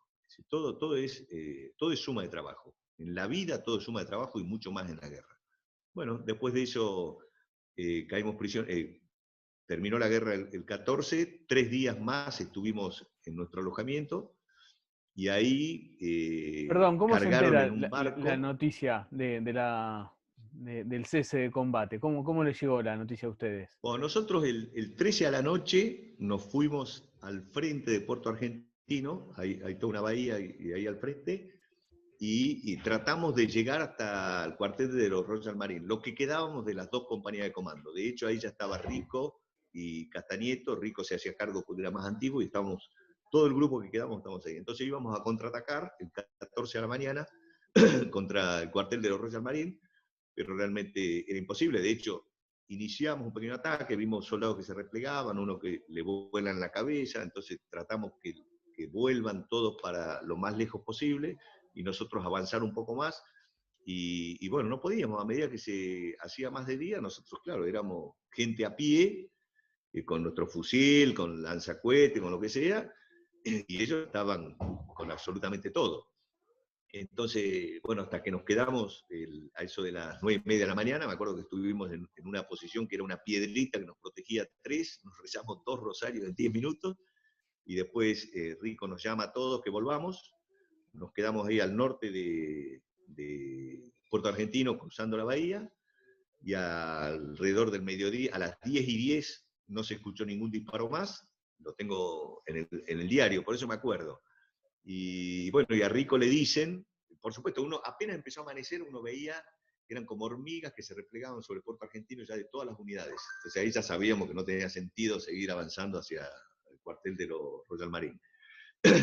Y a Rico le dicen que, bueno, que había una capitulación, no le dicen que nos habíamos rendido, y bueno, que volvamos, la cosa que volvemos, cada uno a nuestros alojamientos, el, la compañía 601 y la 602, que estábamos ahí casi juntos todos, rompemos los fusiles, es decir, le sacamos el cilindro de gas, lo dejamos inutilizables, nos quedamos con las pistolas y estuvimos 2 días y medio ahí hasta que nos dijeron que vayamos al aeropuerto. En el aeropuerto nos alojamos en carpas, hasta que al día siguiente nos hacen que nos iban a replegar en un barco a la Argentina. Y cuando llegamos, se quedaron con 1000 prisioneros. A los comandos, a todos nos dejaron, oficiales, suboficiales, todos quedamos prisioneros. Y después otro grupo de gente, la gente más antigua de las unidades, algún grupito de soldados, etc. Hay un soldado de acá de Tucumán que es muy amigo mío, que lo veo siempre. Tengo un montón de soldados que estoy en una agrupación de veteranos de guerra de Yerba Buena, pero digo, hay uno que es amigo desde antes de la guerra, que es de la familia, conocemos. Y ahí se lo encontré y él estaba en la isla Borbón y estuvo prisionero, también lo dejaron prisionero los 30 días que estuvimos prisioneros. Pero la verdad, cuando nos iban a llevar, nos separan, nos llevan a un lugar con un helicóptero. Ahí antes de subir al helicóptero es donde vienen varios comandos ingleses a charlar con nosotros. Y bueno, y después nos llevaron a San Carlos, estuvimos ahí hasta el día 30, y de ahí nos llevaron al San Edmond, que es un barco, donde estuvimos 15 días y nos dejaron en Puerto Madryn. Cuando llegamos a San Carlos era cómico porque era un frigorífico que tenía bombas sin explotar en las paredes, y nosotros estábamos alojados durmiendo ahí en el piso uno al lado del otro. Cuando había que ir al baño era un tacho de 200 litros, delante de todos había que subirse a ese tacho, entonces hubo una queja, al día siguiente le pusieron un toldo, bueno, algunas cosas fueron mejorando, pasamos hambre como habrán pasado los ingleses también, es decir, en la guerra no sobra la comida, y después sí comíamos mejor en el barco. En el barco teníamos el desayuno, teníamos una comida más fortificada. Había cereal, había todas cosas, leche, distintas cosas.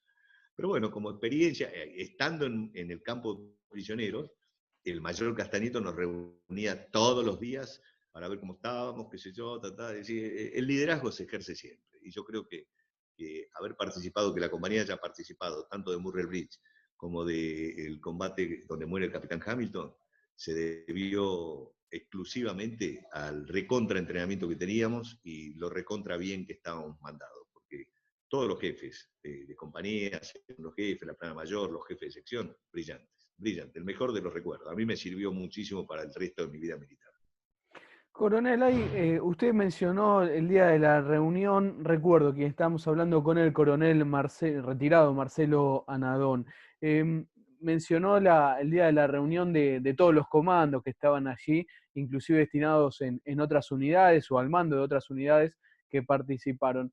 Se hizo, no sé si es un mito, y es justamente lo que le quiero consultar, de que ahí se planteó la posibilidad de hacer un golpe de mando para cambiar la estrategia de defensa. ¿Hay algo de verdad en eso? ¿Se habló algo o No, es un no, mito? no tengo idea. Claro. Yo tenía 24 años. Seguramente no me hubiesen participado a mí de esas cosas. Sí se comenta que si Rico y Castañeto hubiesen tenido que decidir cómo actuar, no hubiese sido como lo hicieron. No hubiese sido como se hizo acá. De hecho, el comando lo que tiene que se autoimpone misiones. Todas las actividades que nosotros tuvimos eran prácticamente autoimpuestas. Cuando un comando como Jaime le avisa a Rico y a Castañeto, o a Castañeto en este caso, por eso fuimos nosotros, que los ingleses ahí nomás automáticamente se autoimpusieron estas misiones, si no, nunca hubiese sido Murray Bridge. Si no se hubiesen autoimpuesto misiones en la isla Gran Malvina, nunca hubiese muerto el capitán Hamilton. El capitán Hamilton era uno de las personas con más experiencia en el SAS, que son los comandos ingleses. Nadie puede creer que iba a morir. Iba a morir el capitán Hamilton por una patrulla de comandos argentinos que lo sorprende. Nadie hubiese creído eso con anterioridad.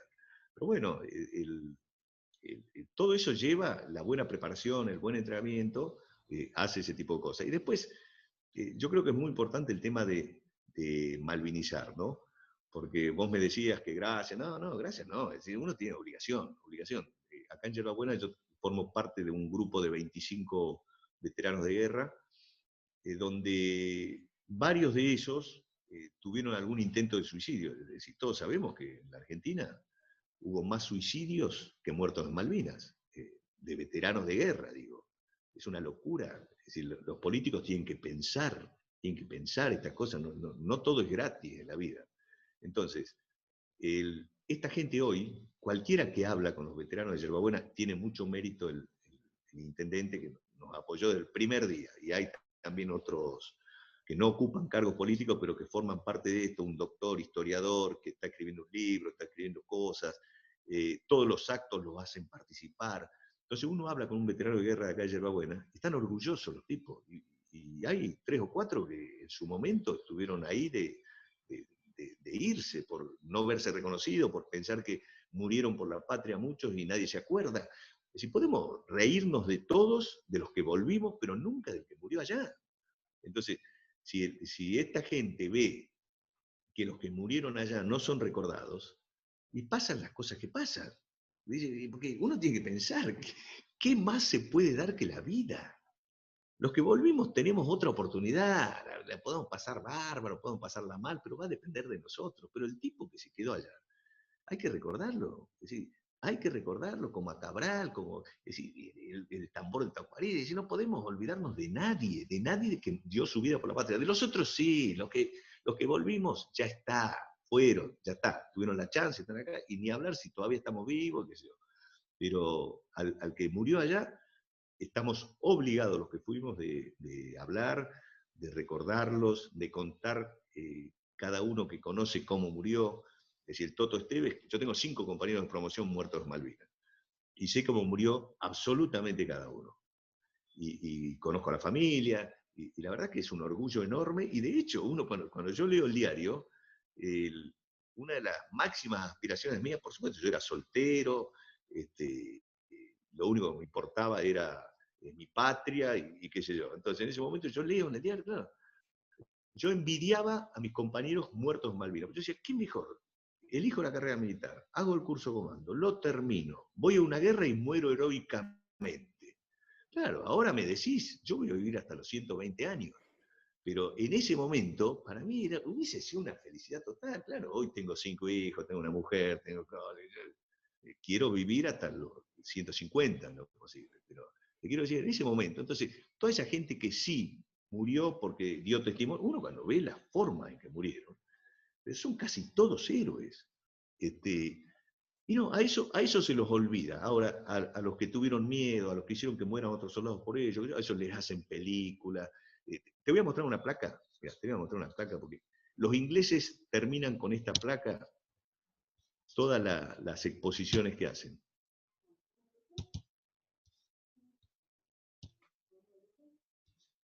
Mira, fíjate. Monte London, este fue el combate de Monte London. 35 ingleses muertos. ¿Chicos de la guerra? No, ellos son señores de la guerra, te dice el tipo, y te pone esta placa. Entonces, ahí abajo, fíjate, hay 7. Esos 7, ¿sabés qué edad tenían? 19 años el 1, 18 años el 2, 17 años el 3, 18 años el 4, 19 años el 5. Y después, bueno, acá están 17 y 19 el 6 y el 7. Nosotros no tuvimos ninguno de 17. Y los soldados tenían la edad que tenían porque los políticos decidieron. Es decir, el Congreso dijo, antes del servicio militar se hacía 20, 21 años. Y dijeron, no, porque pierden el tiempo, entonces cuando terminen el secundario, que hagan el servicio militar y después que vayan a la facultad.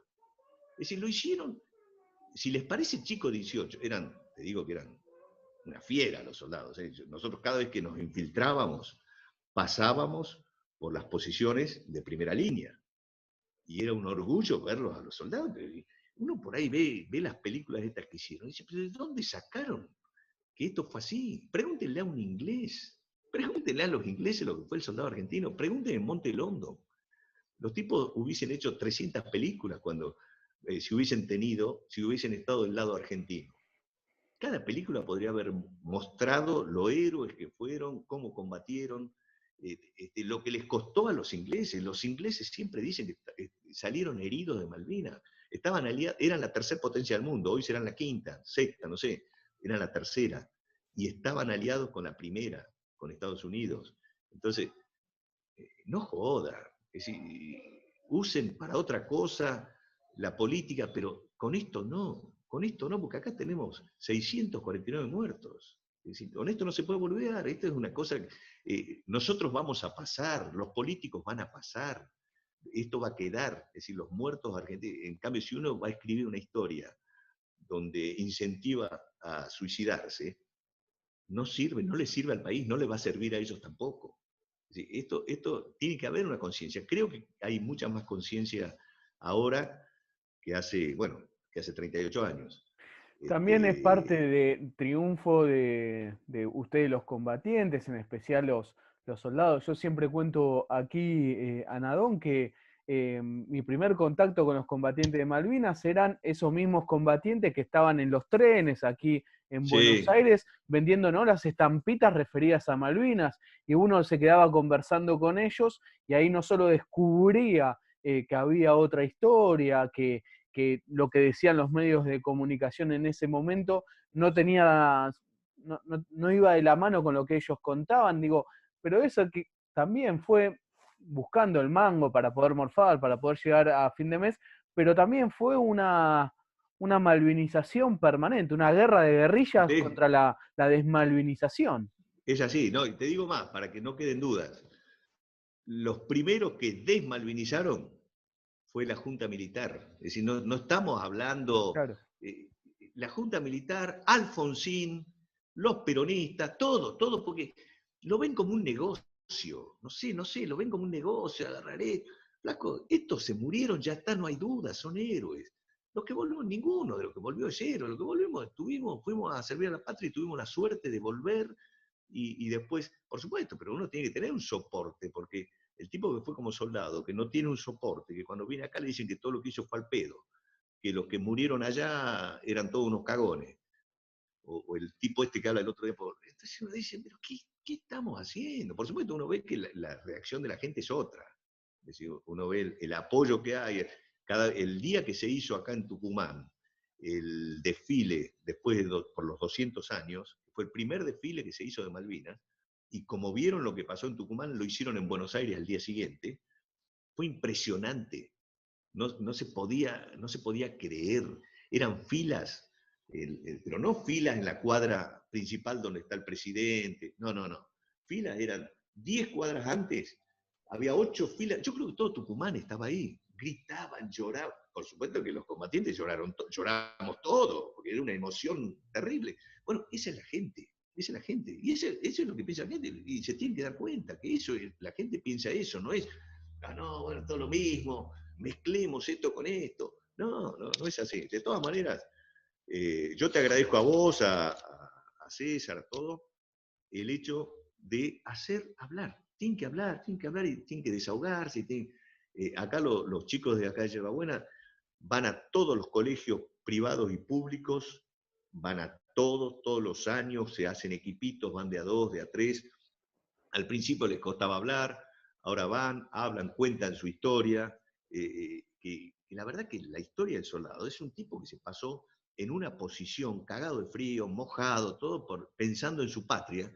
Porque yo no tuve esa, yo volvía, tenía un día para mantenerme, subía a un helicóptero, me llevaba a la otra isla, combatías, volvía, pero era más fácil eso, porque ellos estaban metiditos en un pozo, entonces por ahí les cuesta contar, pero tienen que contar eso, que estuvieron en un pozo pensando en su patria, y había que bancarse, estar en un pozo y que no te avisen, y que de golpe cuando pasó el regimiento 7, que te vienen a atacar y se te hizo de día porque te meten mortero con luces que duran 45 segundos, entonces vos estás metido en tu posición y te están tirando con morteros, con lanzacuetes, con misiles que te hacen volar por el aire.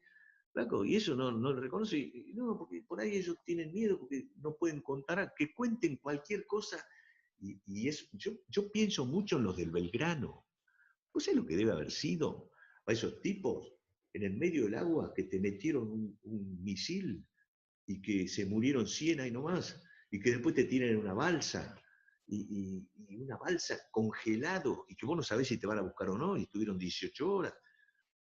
¿Cómo? Esa historia, no importa que no hayas tirado, que no hayas coso, es igual o más importante que la otra. Pero entonces es muy bueno lo que están haciendo ustedes, porque hay que hacerlos hablar y malvinizarlos con eso. Quitar La verdad que esa visión hollywoodense que se cree que para ser militar o haber estado en una guerra tuvieron que haber pasado por una situación es límite, ¿no? terrible, Digamos, es cuando en terrible. realidad para que todo funcione tiene que ser desde el que cocina hasta que están Claro, todos es en ese así. gran motor. Pero no tengas duda que es así, ojalá eso se entienda. Y está bien la película, es decir, quieren hacer una película, exageren, está bien, exageren, pongan cosas, pero háganlo a favor, no en contra, no que se cagan, que se mean, que tenían miedo, que gritaban por su madre. ¿Y cómo hicieron los ingleses? ¿Cómo les costó tanto a los ingleses si todos los nuestros tenían miedo, lloraban? Imposible. Nosotros no tuvimos soldados, pero porque las tropas comando no las hay.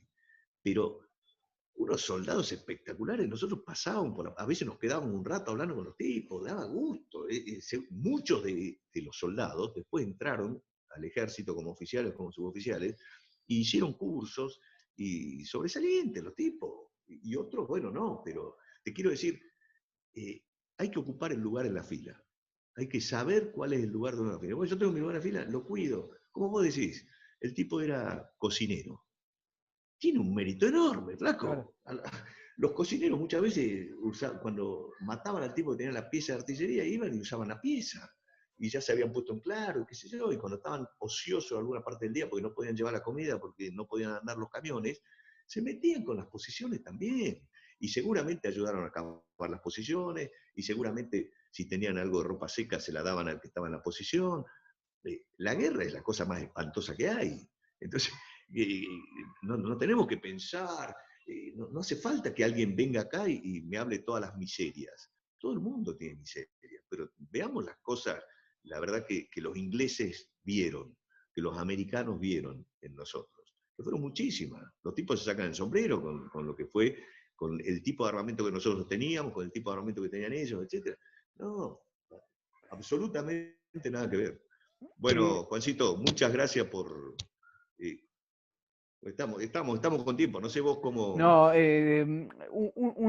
dos consultas más para agradecerle todo este tiempo que nos ha brindado. Algo que me parece importante, porque la desmalvinización, que esa palabra la impuso Alain Rouquier, él había dicho en una entrevista que había que desmalvinizar a las Fuerzas Armadas porque en Malvinas habían entendido su objetivo. Usted después del conflicto de Malvinas fue instructor justamente de la Fuerza Comando, la fuerza más especial que tiene el ejército argentino, las Fuerzas Armadas, o una nada más especiales.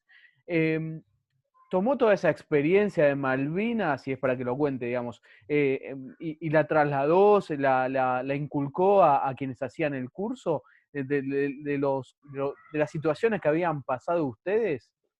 Tal cual, mira, el curso comando es muy duro, muy, muy duro, pero la guerra es muy dura. Entonces, uno tiene que tener una preparación súper especial para ir a la guerra y estar preparado para trabajar en la retaguardia del dispositivo enemigo. Eso es lo que hacen los comandos. Cuando volvimos de Malvinas, a mí, el curso comando, hay un instructor permanente. A mí me designaron instructor permanente. Es decir, yo llegué de Malvinas, me vine a Tucumán 2 semanas de vacaciones, como si fuesen las vacaciones de julio. Llegué acá, me vi con mis amigos, mis padres, qué sé yo. Volví y me pusieron instructor permanente del curso comando. El jefe de curso era el mayor Miná, fue general. Yo era el instructor permanente con Juancho Elmíger, también el amigo mío que murió hace ya 3 años y medio. Y, durante, digamos, estuve desde el primero hasta el último día. Terminaba una etapa, el curso comando se hace en varias etapas. Campo de Mayo, donde se hacen los procedimientos básicos, donde ahí se lo prueba al hombre, se trata de que se vaya, si no está convencido que se vaya, y que haga otra cosa, porque esto es muy duro, entonces por eso es que lo meten a las 5 de la mañana en una pileta de agua fría, donde hay un médico que ellos no saben, pero hay un médico mirando, está un instructor de buceo, y a su vez está tirado en la pileta nadando como si fuese una cosa hermosa, porque siempre el ejemplo, siempre el ejemplo. No existe un comando si no da el ejemplo personal. Entonces el instructor está metido en la pileta, los va a hacer meter a todos, pero él está metido adentro. Y hace venir, grita que está muy caliente el agua, entonces vienen unos soldados con unos cubos de hielo y los tiran. Por supuesto que un cubo de hielo no enfría para nada una pileta en invierno, al contrario, la calienta. Pero entonces la sensación es desesperante. Entonces uno ve que el instructor está ahí diciendo qué calor, y sabe que está cagado de frío, y uno está muerto de frío afuera y lo van a hacer meter ahí adentro. Entonces, ahí muchos piden la separación. Yo, no, pido la separación. Bueno, ese tipo no estaba convencido, no estaba convencido. Entonces, se tienen que ir. Por supuesto que es duro. Entonces, a partir de ese año, ¿no? Nosotros metimos el tema del ejemplo personal, fundamental. Es decir, cuando estaba un jefe de patrulla, ese jefe de patrulla tenía que ser ejemplo total del resto de los integrantes de la patrulla. Y cada cursante en algún momento es jefe de patrulla. Porque tiene que conducir para hacer una acción de objetivo. Es decir, lo que hicimos tan naturalmente en Malvinas, la emboscada o el golpe de mano, que son 2 procedimientos de combate, y que venía y que me impartió la orden, y que mientras el jefe de sección impartía la orden, yo preparaba a la gente que tenga armamento, que tenga la comida, que tenga todo, que los procedimientos, y cuando íbamos a cruzar, no cruzamos pese a que el concepto de la operación decía que tenía que ir una parte por el oeste y una por el este. Y todo eso, que para uno era muy natural, bueno, hasta que hacíamos el curso y lo practicábamos, nos costaba un montón. Uno se hacía toda una película y qué sé yo, y bueno, después todo eso se normaliza, es una cosa que sale naturalmente. Entonces, el ejemplo personal tiene que estar a la cabeza de cualquier comando. De hecho, cada vez que se asciende, el curso de comando le exigen rendir una prueba de 3 días. No es la prueba, pero es una marcha con 20 kilos de peso, que es una hora, pero determinada cantidad de kilómetros. No es que yo puedo caminar una hora con 20 kilómetros, no, es casi al trote. Después hay saltos en paracaídas, hay buceo, hay una serie de exigencias que uno le hacen hacer para saber que uno no se abandona. No es que yo hice el curso comando y ya está, el resto de mi vida Claro. soy comando. Entonces uno después pasa no corre 100 metros, pero ya es. Entonces no, mientras está en actividad, tiene que hacer eso. Y cuando asciende a jefe, le hacen hacer exigencias no tanto físicas, sino intelectuales. Pero sí, a partir del curso de comando ahí montamos un montón de ejercicios que tenían que ver con lo que habíamos vivido. Y Malvinas, en los comandos, como como la aptitud especial de comando prácticamente, si bien se crea en el 70, más o menos, empezaron a trabajar ya en la década del 60, pero solamente infantería lo hacía, y empezó después de la década del 70, empezaron a trabajar el curso de comando ya con todas las armas y con todas las fuerzas, Fuerza Aérea y la Armada. Esos cursos conjuntos que en realidad todo debiera ser conjunto, porque la guerra es conjunta. Entonces, si uno está acostumbrado a trabajar solo, cuando va a la guerra no está integrado con el otro. Y la guerra no existe, no hay la guerra de unos, ni de un arma, ni de una fuerza. La guerra es una cosa compacta en que todos participan. Y bueno, y uno ve la unión que hay con el primer hombre que toca Malvinas es Schweitzer, un marino que sale de un submarino, va con un kayak y es el primero que toca. Bueno, él hizo el curso comando conmigo en el año 1980, el jefe de curso fue Rico, él fue uno de los pocos que pudo terminar. Un tipo brillante y al que seguí viendo siempre, pero digamos, Giachino hizo el curso comando en el ejército, él hizo el curso comando el capitán Giachino, que bueno, uno se saca el sombrero. Seineldin fue un excelente instructor de comandos y que estuvo también en la formación. Bueno, y entonces, y eso es así, en la etapa del Campo de Mayo, después uno se va a Córdoba, en Mazaruca es una isla que vive inundada, y ahí se hace una etapa de 10 días, donde uno vive con el agua hasta acá. Entonces ahí a uno le enseñan que si está tanto tiempo mojado y no tiene calzoncillo, tiene que andar sin calzoncillo, las medias tienen que cambiárselas, tiene que exprimir la media seca para dormir colgado de un árbol, pero después cuando camina se tiene que poner las medias mojadas porque va a caminar todo el día con las medias, protegerse la salud, porque si uno se arruina un pie se le termina el curso comando. Entonces cuando uno está muy cansado y llega después de una etapa y dice, bueno, ahora me acuesto a dormir porque estoy muy cansado, no, perdés 10 minutos, hermano, perdés 10 minutos y curate los pies, secate los pies todo, y dormí. Dormiste media hora menos, pero mañana vas a seguir en capacidad de combatir. Porque no sirve, el soldado que no puede combatir no sirve. Entonces, la verdad que sí, nos preparó mucho, nos ayudó mucho y creció mucho la aptitud especial después de Malvinas. Hubo muchísima gente que quiso hacer el curso, lo siguen haciendo. Ese año tuvo su mérito porque fue el único curso que no se suspendió en el ejército. Es decir, yo volví más o menos en agosto, esto empezó cerca del principio de agosto y terminó en diciembre. Así que yo volví de Tucumán, me interné ahí, es más, terminamos una de las etapas y me echaron, porque yo no me quería ir, yo me quedaba ahí, y el jefe de curso me dice, no, te vas a tu casa, pasaje en avión, te vas, te quedas los 2 días y después te juntás con nosotros en Misiones que empieza la otra etapa. Así que por eso fui, vi a mis padres y después volví. Pero la verdad que me vino bárbaro y además me sirvió, porque debe haber sido unos 4 meses muy duros para la gente de estar trabajando cuando uno no sabía quién era el enemigo, que todo el mundo hablaba mal y qué sé yo. Entonces yo estaba haciendo lo mío con el curso, con un excelente jefe de curso, sobresalientes instructores, y uno en cada lugar que va son instructores del lugar, que son comandos instructores, entonces uno los va incorporando. Así que la verdad que sí, muy, muy bueno. Coronel, muchísimas gracias por todo este tiempo. Insisto, hizo la aclaración de que ustedes tienen la obligación, pero bueno, este tiempo para con nosotros, con Malvinas Causa Central y poder conocer también la historia de ustedes. La compañía Comando 601 es muy importante por todo lo que han hecho. Y tanto en Malvinas Causa Central como el Observatorio Malvinas, bueno, César Trejo, quien lo coordina, es combatiente de Malvinas, es una universidad malvinera, estamos Bueno. todos muy orgullosos, todos y todas muy orgullosos de lo que ustedes han hecho durante 1982 en Malvinas. La verdad que nos han representado de una manera a la cual estamos todos y todas muy orgullosos, insisto con esto. Así que la verdad, muchísimas gracias por todo, por lo que han hecho en 1982 y por este tiempo aquí en Malvinas Causa Central para conocer su historia. Muchísimas gracias. Muchas gracias a vos, Juan, y un abrazo grande también a César, siendo veterano de guerra, por más que no lo conozca, siento un respeto enorme por los veteranos.